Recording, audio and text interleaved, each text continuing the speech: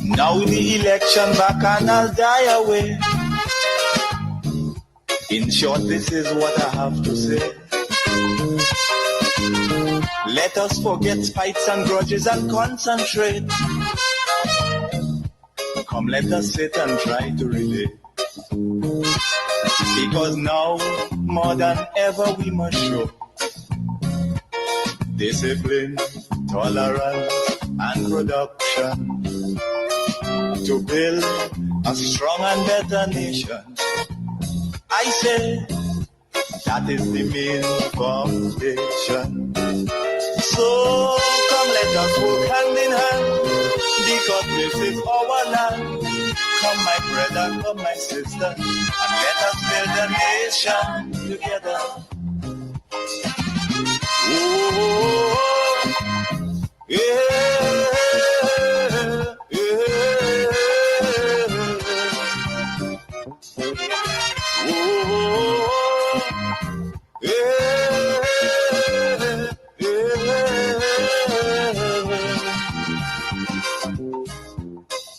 Come, my sister, come, my brother, and let us build a nation together. I want to welcome you to this segment in the program where I will speak, laying the foundation for reasoning. That is where we want all our people to be able to reason.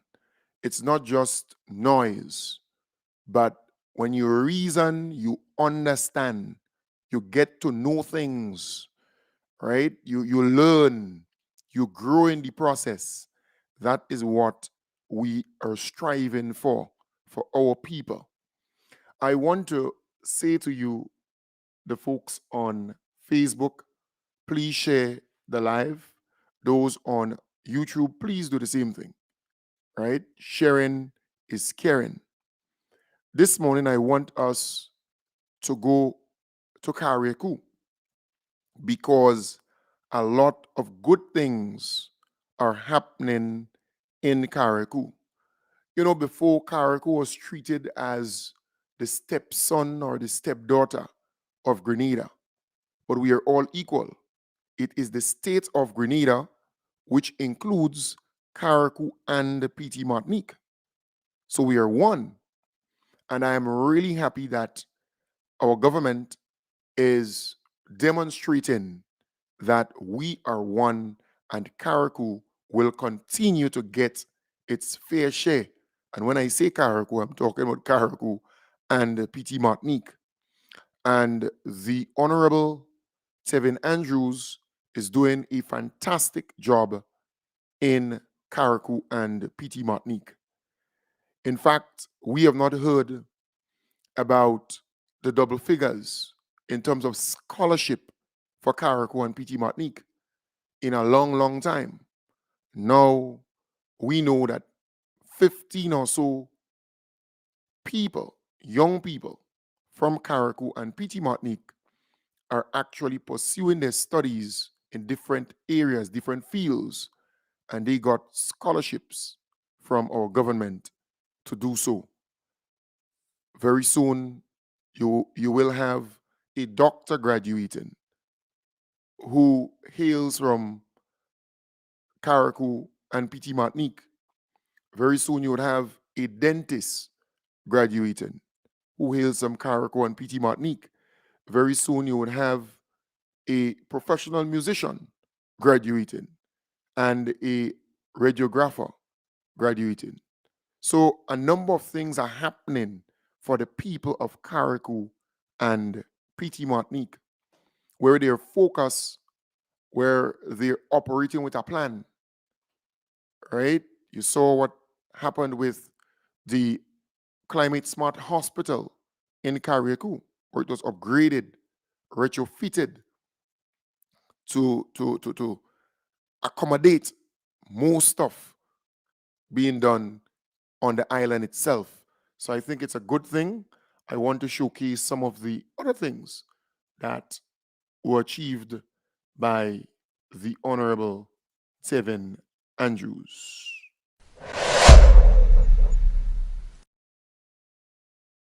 Minister for Carriacou and Martinique Affairs, Honorable Tevin Andrews. Today we are on one of the sites that infrastructure development, road in particular, has been done in Carriacou and Martinique. We've just visited the Monjalo site as well. As Minister, give us your take on what is happening in Carriacou and Martinique. Well, first of all, I'm happy that all these road projects are taking place on the island, not just on the island of Carriacou, but also in Petit Martinique. We have over 2,000 feet of roads that's in motion. And let me just say, I am in no way taking praise for the road projects that are happening. I mean, the reality is government responsibility is to do this, build the infrastructure of the country. So I'm happy to play a part in doing so. And hundreds of thousands of dollars, millions of dollars are being spent to improve the infrastructure in Carriacou and Petit Martinique, from Bel Air to Lawrencetown to Leicester, all over the island. There's work taking place, and what I'm happy about is the spill off, the job creation, the young men and women that are employed on the site, the businesses that are impacted, that are positively impacted as a result of the infrastructural work that is taking place. So anything to help to impact the economy in a positive way, I'm all excited about that. So yes, and of course, speaking to the residents of the area that will be positively impacted as a result of the roads that are being built, they are very excited and happy, because for years they've been clamoring, asking the former representatives, the ministry, for roads, and nothing has been done. And I'm happy to play that part in ensuring that after years of them pleading for the road, that something is being done. But over the next couple of months into my term in office, in a couple of years, certainly we'll continue to ramp up the amount of road projects that we're doing, and generally the infrastructure on the island. So I'm excited about this, and as I said, politicians should not be taking praise for the infrastructural work that is taking place in the constituency or in the country. This is what we were elected to do, and I'm happy to serve. I'm happy to be doing all of this. One of the things spill off we've seen from the widening and improvement in and around the town of Hillsborough is a beautification project which the Nexa Credit Union partnered with the ministry to get done. Persons have been praising the ministry and Nexa for getting that done, but they want to know, would they be able to see a replication of that happening throughout Carriacou and Petit Martinique to change the way, the aesthetic of the island? Certainly. So I've got so there are a number of businesses that have shown interest in beautifying different areas in and around the tongue of Hillsborough and throughout Carriacou. So certainly the project will expand. Various government agencies, along with private businesses, banks, and so on, have gotten on board. So in the not too distant future, you will be seeing more beautification projects taking place. But I just want to just pause here a minute just to see that if we are serious about the beautification project, we also have to do something about the loose animals on the island. So I'm appealing to the farmers of Carriacou and Petit Martinique, please.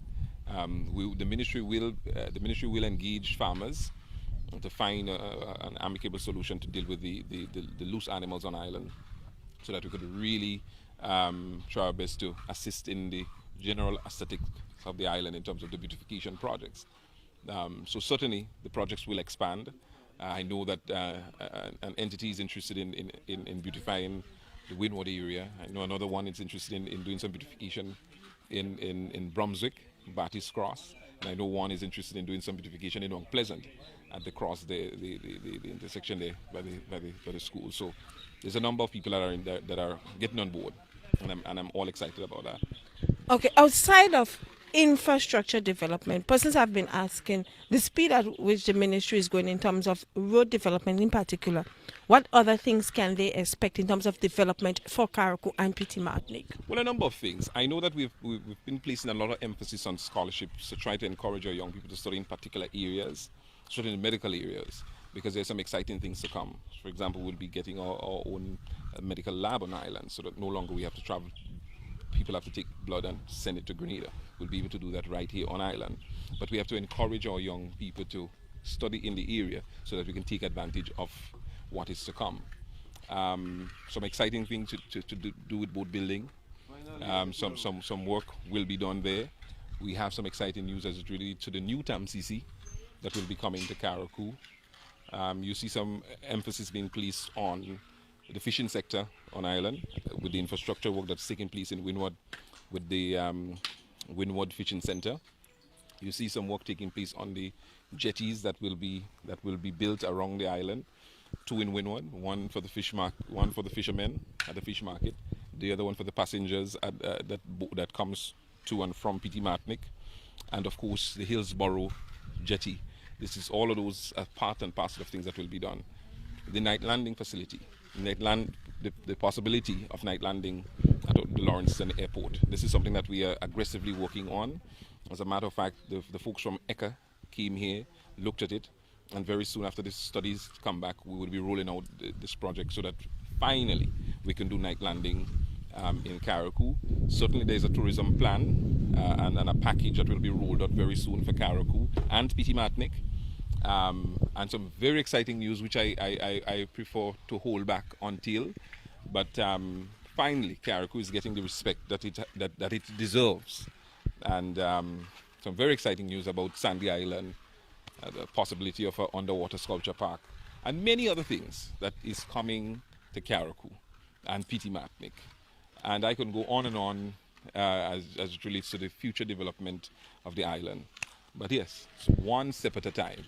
One step at a time. Thank you so very much. Well, I'm feeling very happy.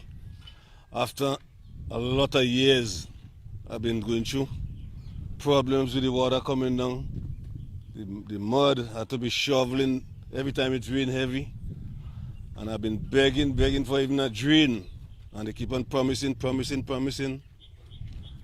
nothing.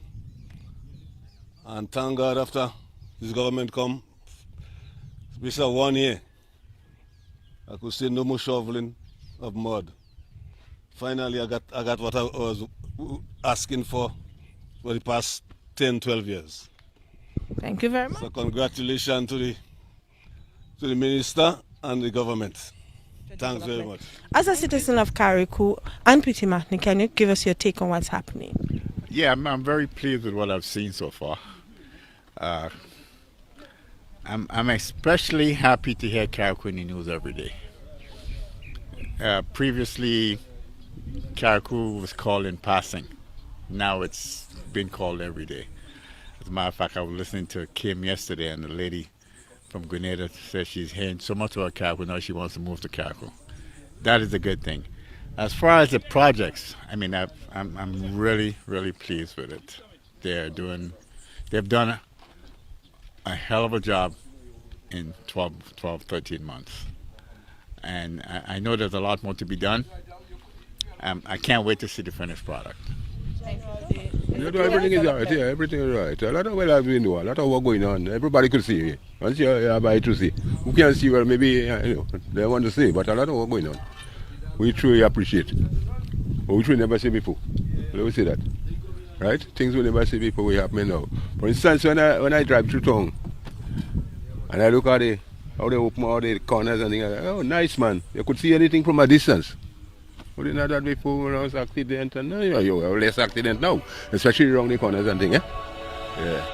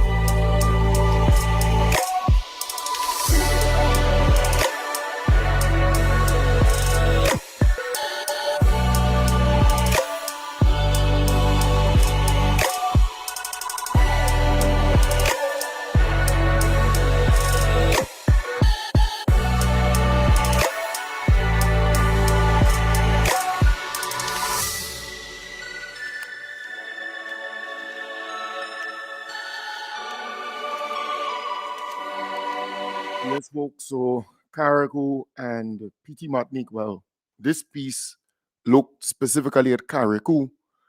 Yes, PT Martinique was mentioned in terms of the jetty and other things when the residents from PT Martinique come to Windward, come to Carriacou.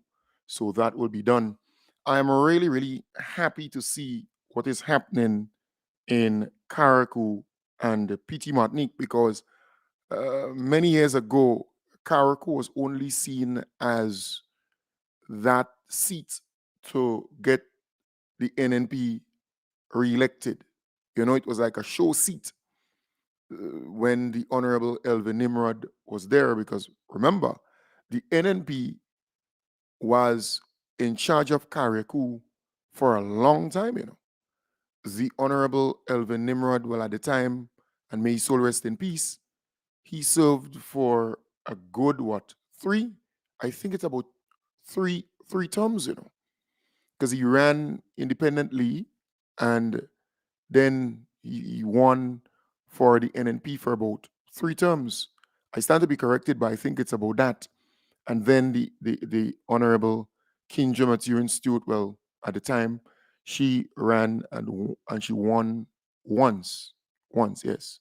So for a good 20 years or so, the NNP was in charge of Carriacou, running the show in Carriacou.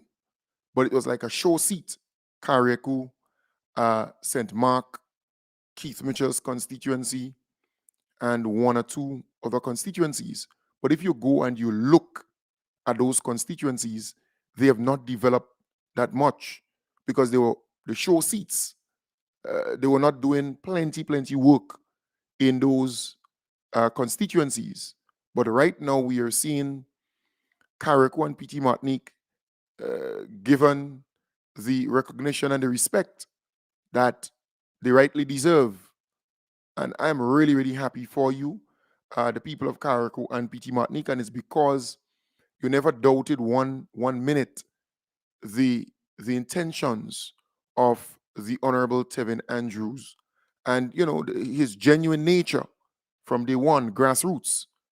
He wanted good for the people of Carriacou and PT Martinique, and he campaigned on that. He told you he will transform Carriacou and PT Martinique, and we actually seen that. We're actually seeing that. So kudos to the Honorable Tevin Andrews and his team. You know, Javon Williams, that's the PS up there. He's doing a marvelous job. But remember, this same PS was victimized by the NNP. The NNP administration took that same PS, right, and placed him in local government when there was no local government, when there was nothing happening there. And what he did, he utilized that time to pursue a law degree. I think the only thing he did not do is the practical aspect of that degree. You know, you do the theory and everything else, and just to go, I think, in the United Kingdom or wherever to do the practical aspect to become a lawyer. Uh, so again, my good friend Javon, they're saying my good friend here saying his name is Javon Williams, right? Well, I know him as Javon, but no problem.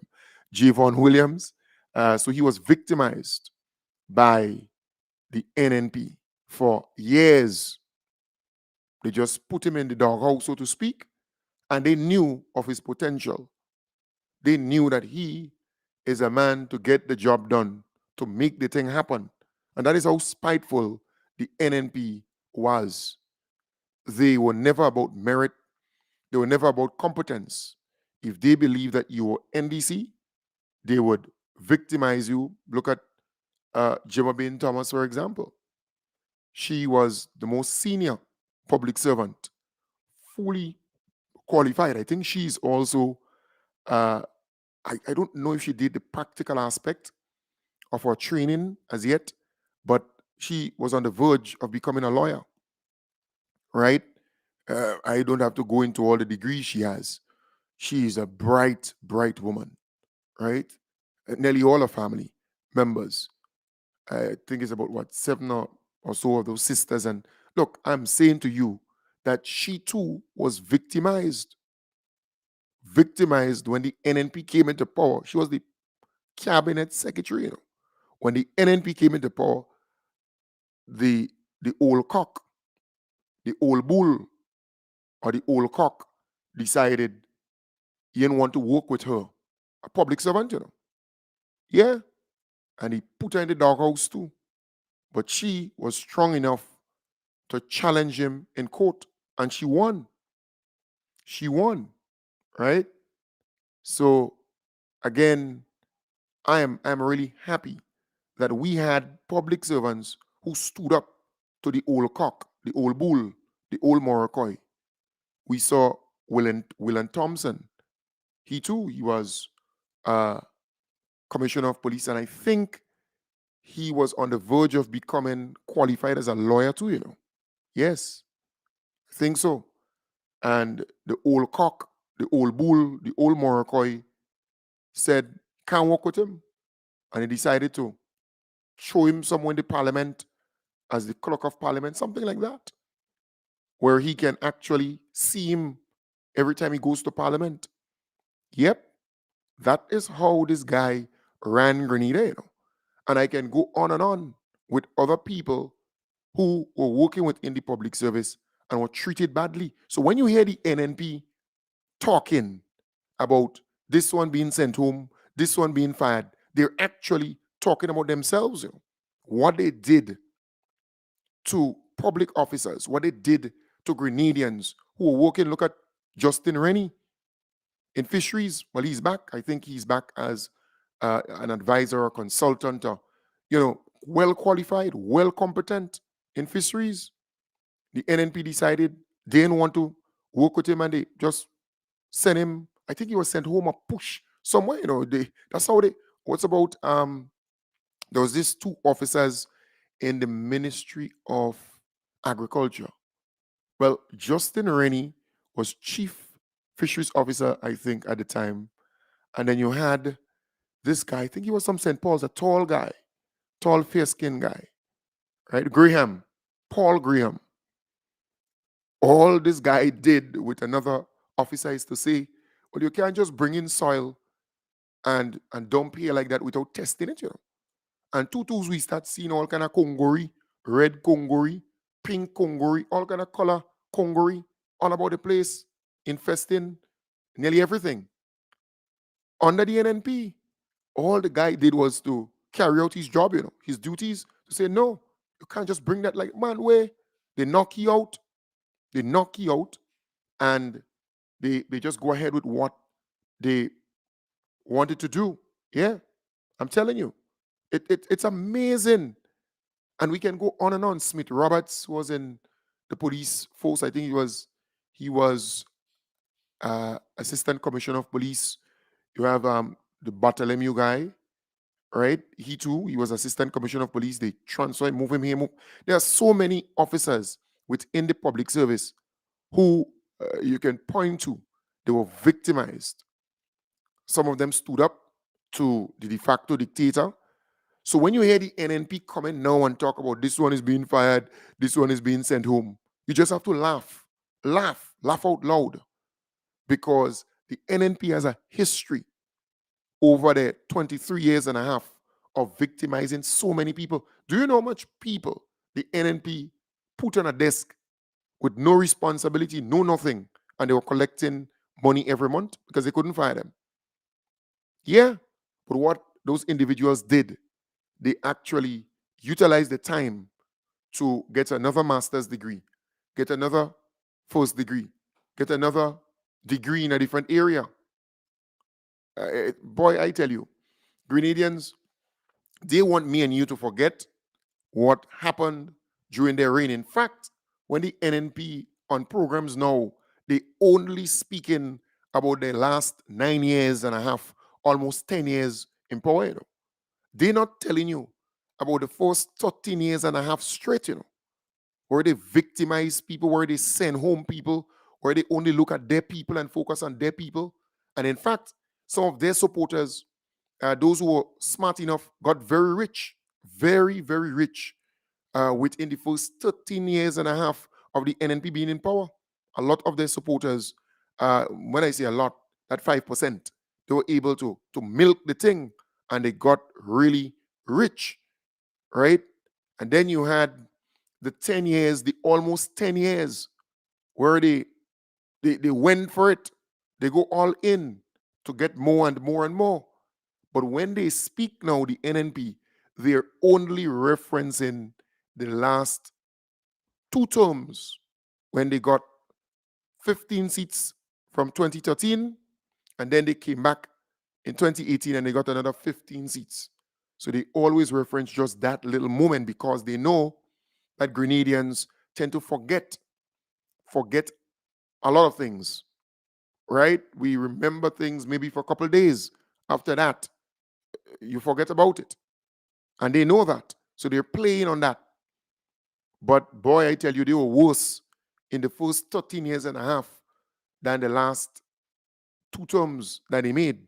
I mean, they really knocked people hard who they thought were not supporting them.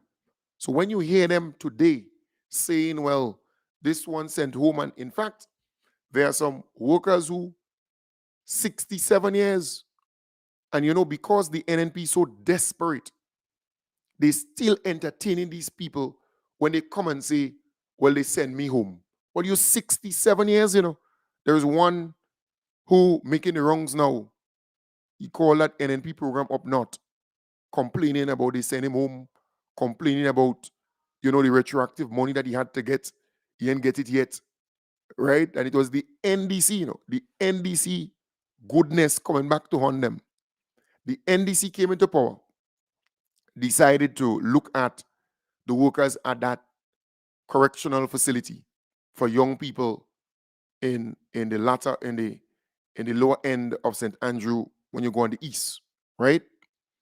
So they decided, well, boy, let me look at the salaries of the workers there because they have been complaining under the NNP for a long, long, long time, right? So they decided to look at the salaries and increase it, but they will do it retroactively. So for all the years, 5 years, they're going to go back 5 years or so and look at it. So that individual who was a police officer, and they make him go under the NNP. Under the NNP, they make him go, And when the NDC came back into power, they gave him back his job. Yeah, he got back his job under the NDC in 2008. And the individual was able to retire, get his pension, and get his gratuity thanks to the NDC. Yeah, thanks to the NDC. And he got a blight at that facility. But the individual was 67 years, meaning the amount of years he spent there brought him up to 66, 67 years. But he's still complaining that, well, they make me go, and they this and they that. But no, you 67 years. You still want to work, and you have so many qualified, competent young people who are way more qualified than that said individual, right? Who had a serious anger management problem, if you ask me. And that is why the people who were there were retaliating against that said individual.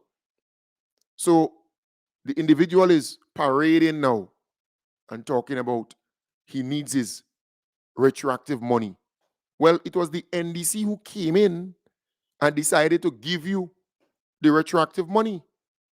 And not even 6 weeks yet, because they're doing the calculation, right? And they're almost ready to pay, but he can't wait. So the individual got his pension, gratuity, right? And when they get them kind of money, buy bus, they buy this, they buy that, but they still want more. So greedy, it's glut, that's greediness. It's greediness. So the individual is on them NNP platforms trying to bash the government to say, well, they owe him. Owe you what? The NDC goodness that beating them with that particular situation? Because if it was not for the NDC, you would not have been talking about retroactive money. Under the NNP, they never gave you anything. They never increased the salaries of these people in that facility? No. They kept you all working for less than nothing. But the NDC came in and decided to look at it to see if they can help. But then you're on all kind of platforms bumping your gum. You even go in, my good friend, place, climb up she step and talking about that same thing. And all she said to you is, they did the calculation the first time and it was incorrect. As the public servants at the Ministry of Finance, they did it incorrectly. So they're doing it properly now. They're tabulating it properly to make sure that you get the right thing that you're supposed to get. It's amazing, but that's how a lot of these people function. And people are not even studying them, you know. I'm telling you, the NNP, they're out there pushing all kind of narrative, and it's not connecting. They're not getting any traction. And they know that. Mind you, they have a lot of platforms that they're on, but they're still not able to get traction. And the reason why they're not getting traction is because they're lying too much and they're too desperate. They're acting like political, you know, political. I want to use a certain term here, you know. That is how they're acting. They're acting too desperately. And they have to stop that. Stop it. Yes, we know you were there and you want power again. You're hungry for power. They're acting like some political drakes. They're thirsty. But Grenadians know they cannot put Draculas to watch over the blood bank. They know that. Grenadians know that. They know they cannot put back those cat to watch cheese. It's simple, you know. Grenadians know, and that kind of behavior from that old cock, that old bull, that Morocco, Grenadians have gotten to that point where they just don't want that kind of behavior in government anymore. They don't want such individual to hold the highest office in the land or the second highest office in the land. They don't want that. I mean, after the Governor General, you know, is that person. So I am saying we have to reach to that place where the maturity that is required, we need to be able to vet some of those folks who were there before. And don't make them tell you, well, they're the grandpa or the old bull in the parliament. No. We have to reach to that place where we demand better representation, and we are seeing that now. We are experiencing better representation from our members of parliament. We have consultations taking place. In fact, the Honorable Kieran James, she has a consultation. Let me just get it here. I think it's on the 19th. I think it's on the 19th at the Concord Government School. They have a consultation at that school. Let me just get the right thing here for you. All right, so it's right. So a town hall meeting hosted by the Honorable Kieran James, MP for St. John. That's September the 19th, 2023, the Concord Government School, 6:30 p.m. All right, so that's on the 19th. And then the Honorable Tevin Andrews, he has a community meeting at the Harveyville Community Center. So it's for Belmont, Bellevue, and Harveyville. For those three communities, so the residents of those three communities, well, they call it BBH, Belmont, Bellevue, and Harveyville. So they're inviting you to be a part of that. It's 5 p.m. on the 21st of September. And then the Honorable Andy Williams, I saw something for him too, you know. The Honorable Andy Williams, he has a consultation or a meeting for a community. He signed, let me just get it for you. So we are seeing more consultations, more engagement with the constituents, with the general public. We didn't used to see that on the NNP. No. They were not consulting or engaging the constituents? Nope. I saw it somewhere, but I'll get it for you too. I'm simply saying, folks, things are happening for our people, and we have to be really proud of the style of governance that is out here. So while the NNP is complaining, they're complaining. That is what they do. They love to complain. They're not coming up with solutions. They're not coming up with recommendations. They're not coming up with plans, right, that can really help our people. The NNP is not interested in the development of people or in the development of country, because we heard the Honorable Kate Lewis, right?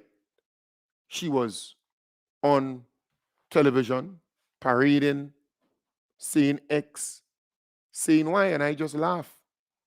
I laugh because while she was saying what she said, right, you had Mikey Hutchinson, who everybody knows, outspoken journalist, and so on. The man was speaking openly to say the gains, the benefits, things that are happening for the creative industry. To him, it's a big thing, right?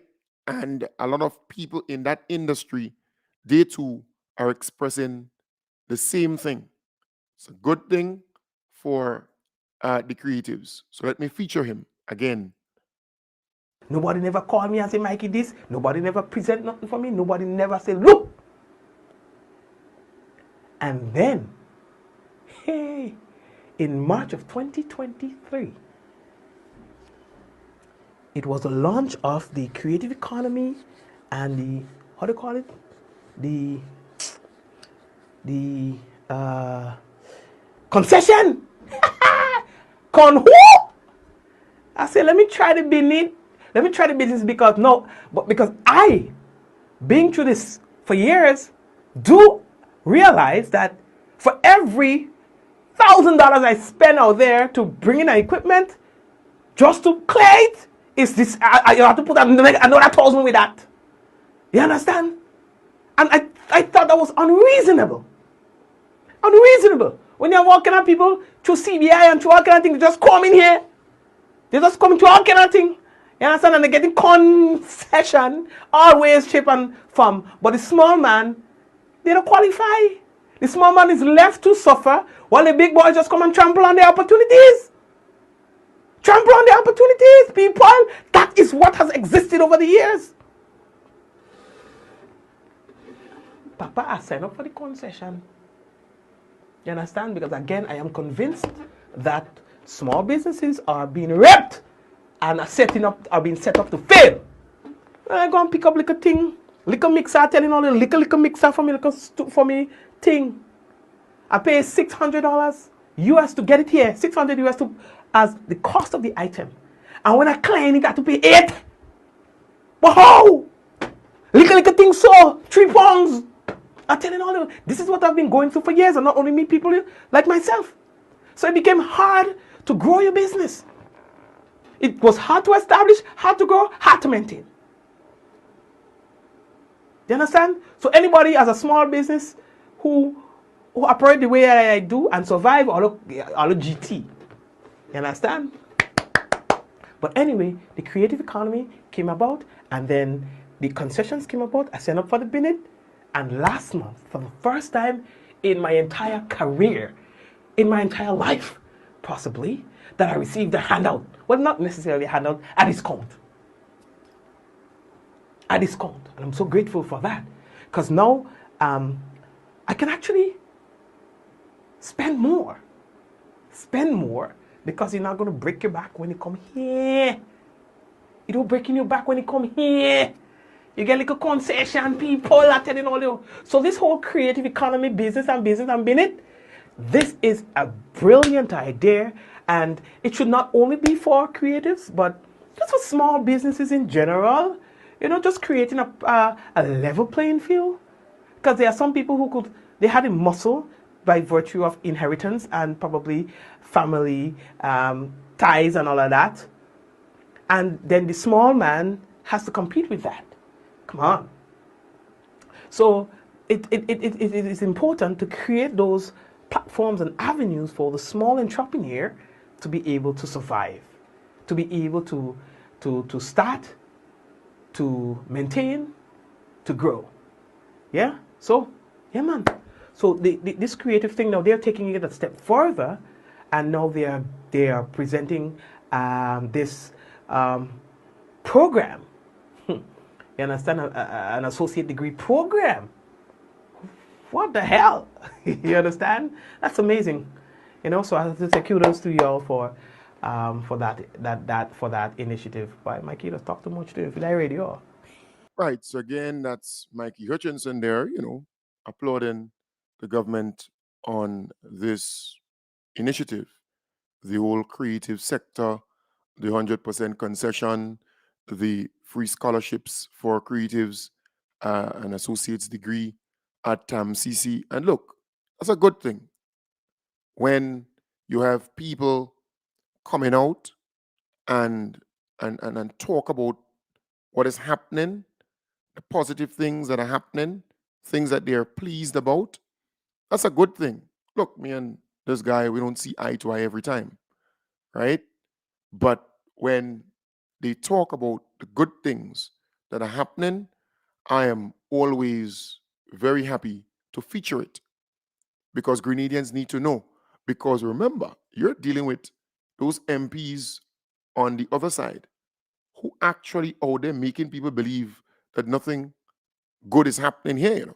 They painting a bad picture of this country and our people, those obstructionists. So listen to this lady and what she had to say about the same creative. I also gave high commendation the creative ministry, the creative economy, and the symposium, the 3-day symposium that they held for young creatives. I believe that was very good. But what happened after? There was no sustainability leg for it to stand on. So to me, I see that as a one-hit wonder. Right. So, boy. So at the same time, or within that same period of Mikey talking highly about the creative industry and what the government is doing for our people, because look, under NNP, that was never a discussion. NNP never had a vision to see the people in the creative industry as important and to help them to expand their little business and to help them create more business, right? More jobs and more opportunity. NNP was not discussing that period. So just the fact that the NDC see fit to prioritize that sector, it's a big thing. So they had that symposium. It was Unleash, that symposium for a period of time with those creatives and so on. And they put a roadmap, they set out a plan of some of the things that they would achieve within a period of time. So the scholarships for creatives, that's under that plan. That's a part of that plan. So that has been fulfilled. The concession, the 100% concession, that has been fulfilled. So people are signing up who are in that sector and benefiting from it. Right? The office, the open office for creatives, that has been fulfilled. So things are happening. But to this woman, it was what she said. It's something coming to the end. I can't remember what she said really. But they always trying to talk our country bad, right? And always about the negativity. That is what they're about. The NNP, I consider them to be obstructionists. They're not about the positive things that are happening in our country. No, just the negative. Every Tuesday, they would go on the GBN to the point or whatever. Because, the government is not really eager to have their folks go on the Wednesday and so on. Sometimes they just don't go, right? And not many people listen to that program anyways. They don't have that kind of listenership like before.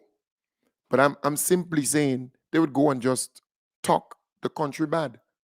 You will not hear them acknowledge openly the many good things that are happening. Sometimes they have to be forced to acknowledge it. And still they're doing it in a kind of lukewarm, kind of halfway. That's how they function. But they are accustomed to that negative thought and that just highlighting only bad things. They're accustomed. You're like somebody who just like to watch a horror movie. That's how the NNP operates. Everything they see is horror. It's a horror movie they seeing, even if good things are happening. So when NDC rolled out the free tuition policy, and parents are coming out openly and say they're happy that they don't have to spend that $810 or that $750. They're expressing their happiness. The NNP is angry and bitter. They vex. But why should you be vexed when Grenadians are happy, when Grenadians are benefiting? When the NDC introduced the twice monthly salary payment, the NNP say it can't be done. You're going to run the whole public service aground. You're going to mess up the whole thing. A lot of work to be done to get this thing rolling. And within a matter of months, NDC just introduced the thing. Right? When the NDC, well, even before NDC announced that they're going to pay the pension and pay the gratuity once they're elected, the NNP came out and say it will cost the country $1.2 billion. Then when they were pressured, they go down to $465 million. But when the NDC came into power, it only cost the NDC $75.1 million, to pay all the retroactive pension and to pay all the gratuity. And not only that, and to continue every month paying the pension. So the NNP is all about doom and gloom and lies. They want to scare you to believe otherwise. And I can give you more examples of that, where anytime the NDC roll out something, they always trying to put cold water on it. But the Grenadian people are happy with it. And that is what's causing the NNP to be very uneasy. The NDC decided to settle this matter with Newfield, right? That hotel where Flamboyant Hotel used to be, that new facility, that new that project, right? And the NNP vex, they angry that they should not settle this matter and resolve this matter. In fact, I have to feature that, I have to speak about that as we move along. Why should you be vexed? Grenlec, WRB took the NNP to that same court and lost, and they had to find millions of dollars, 200 and something million, I think, to compensate for that dotishness that the NNP did. Right? Up to today, we're still seeking to find out where the money came from. Well, our beloved Prime Minister told us that they sold Mount Hartman for, I think, 40 million, and then they were going to sell the bird sanctuary down that side for 20 million. So that is what the NNP administration was doing. They don't care. But they're angry, they vex that the most honorable Deacon Mitchell was able, with his good negotiating skills, to negotiate a settlement.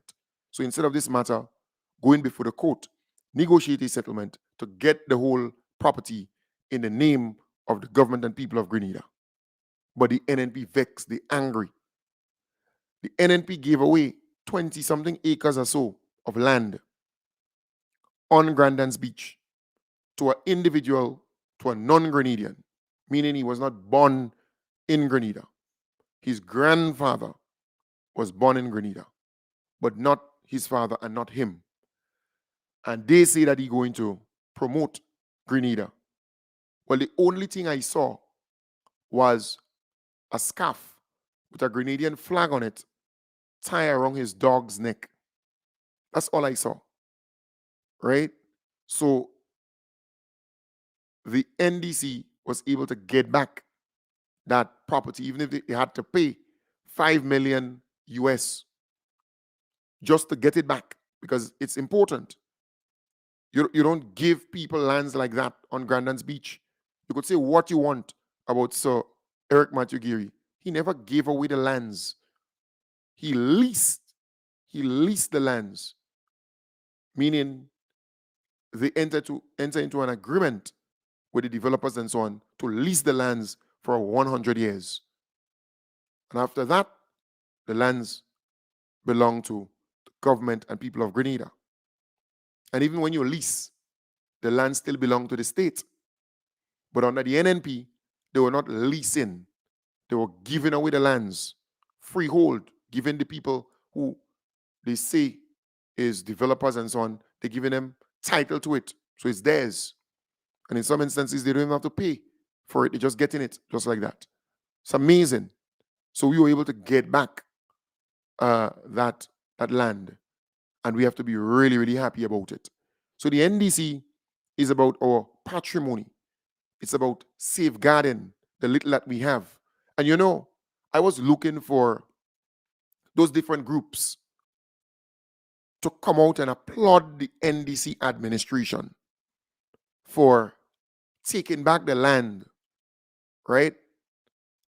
Even if they had to pay 5 million US on Grandin's Beach, take back that land and make sure that it's in the name of the government and people of Grenada. I was expecting those groups who always big on land, on the environment, on our patrimony and that kind of thing. I was looking forward to hearing them come out and applaud the government for that. But reasonable thinking people are extremely happy with that. And then we saw that the lands and the property where Flamboyant Hotel used to sit. We have that now, the government and people of Grenada. They too should come out and applaud that. Applaud it. That is what's supposed to happen. You see, if good things are happening, talk about it. Applaud it. Come out openly. So if something bad happens and you come out, then people are going to say, well, boy, that person fair, you know. Because when there were good things happening, they came forward and they applauded it. They commended it. But now a little bad thing happened here. They come out and they're criticizing it. People would not go after these people too much. They would say, okay, they're fair. But if you remain silent when good things are happening and you're not coming out and applaud it, don't come out if one little thing happened that you dislike. Nah, you'll get real blows in the media for that. Come out now and applaud the government for what they're doing. They're doing a fantastic job. You look at the environment, for example, the 3 colored-coded bins. That's a good step. The beautification, the cleanup drive, the different groups, they must come out and commend the government for that. Because I am the person who hates this littering and polluting of our streams and roadways and beaches and so on. We have too many indiscriminate dumping and so on all around our country. That has to stop. Now we have a government who believes in the environment, who is doing stuff to preserve the environment. We want Grenada, Carriacou, and Petit Martinique to be pristine, right? So we have a government, a pro-environment government. That is what you need. So when they clean up all those derelicts, the vehicles and so on, beautifying the place, that is what you want. Making sure that our parks or green space and so on is safe. Remember under NNP, it was real problems with Camaron Park and all kind of parks, you know. The NDC, on the other hand, is different. You realize you don't have no noise for any Camaron Park or any park whatsoever. The NDC is preserving those parks, right? And they're enhancing it. So what we are saying is, come out and applaud the government for that. When they do good things, you applaud them. But when something gone wrong, you're quick to come out and condemn and condemn and condemn. Nah, people are going to say, but wait, when they were doing all the good things, why didn't you come out? Huh? As my good friend Lacey saying, the NDC is a pro-worker party, a pro-pensioners party, a pro-transformation party, a pro-Grenada party. You know. So I am simply saying we need to see more of those different groups coming out and applaud the government, because it would serve as an encouragement to them to do more in that area, to enhance the environment, to better the lives of our people. I want to thank those who shared the program. I want to thank those who continue to subscribe and follow the program. I want to wish you all the best. We're out of time. I will be back with you tonight in the hub. It is so important to keep this thing going, because the NNP will not go to sleep and allow the NDC to peacefully govern. The NNP is considered to be obstructionists. They don't want good for Grenada. They don't want good for you. And every time they open their mouth, it's about the poor and the vulnerable, the poor and the vulnerable. They want to keep you poor and they want to keep you vulnerable. They don't want you to come out of poverty. They don't want you to be prosperous. They don't want you to be better off. They don't. The NNP hates when young people are making headways, when young people are achieving stuff and becoming independent. Because the minute time they become independent, the NNP cannot control them. All right? They would never get these young people votes. That's the reality. But folks, I want to thank you very much. I want to wish you all the best. Take good care. I'll be back with you tonight, God's willing, starting